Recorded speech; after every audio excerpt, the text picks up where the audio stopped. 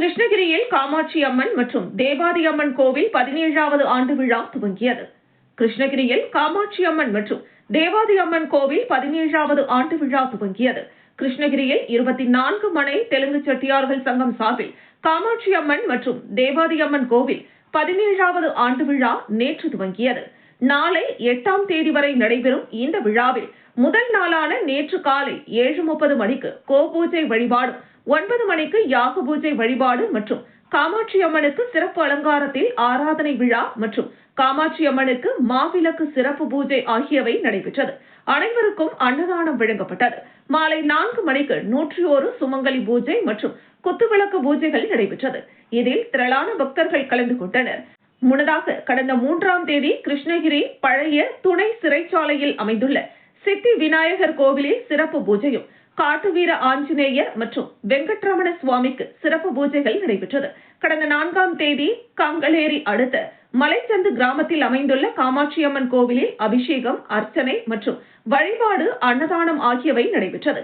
நாளை கிருஷ்ணகிரி மற்றும் ராயக்கோட்டை சாலையில் உள்ள டிசிஆர் மாந்தோட்டத்தில் தேவாதி அம்மனுக்கு சக்தி பூஜை செய்து ஆண்கள் மட்டும் பங்கேற்கும் தேவாதி அம்மன் பிரசாதம் மற்றும் விருந்து வழங்கும் நிகழ்ச்சி நடைபெற உள்ளது.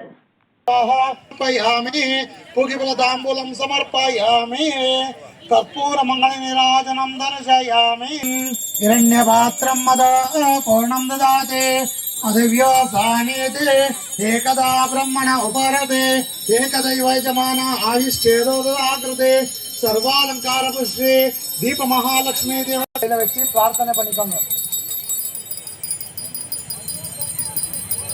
கிருஷ்ணகிரிக்கு நம்ம மக்களுக்கு எல்லாருக்கும் உங்க சங்கத்துக்கு எல்லாருக்கும் நல்லது நடக்கணும்னு மகாலட்சுமிகள் நீங்க பிரார்த்தனை பண்ணிக்கோங்க.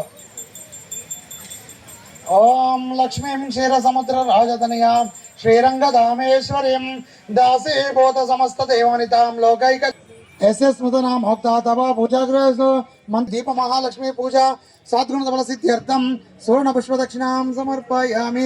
मध्य मंत्र नामत्रय मंत्र जपांच करिष्ये. अच्युताय नमः, अनंताय नमः, गोविंदाय नमः, अच्युतानंद गोविंदोभ्यो नमः. கையில தண்ணி எடுத்துக்கோங்க. கொஞ்சம் கையில தண்ணி எடுத்துக்கோங்க.